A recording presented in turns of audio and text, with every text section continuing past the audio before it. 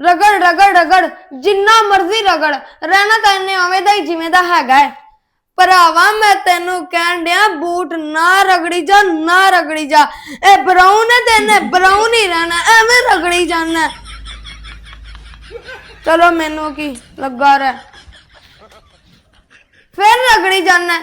चलो रगड़ी जा मैं तेनू आना पिया ना रगड़ी जाए ब्राउन है ते इन्हें ब्राउन ही रहना। है कि नहीं टुट पैना नावे ता उस कमरे च अगे मैं तैयार होंदी सी उदों भी इन्हें मैनू इन्ना तंग किया कि मैं इस कमरे च आन ते मजबूर हो गई। हुण मैं इत्थे आई ते फिर मेरे पीछे आ गया।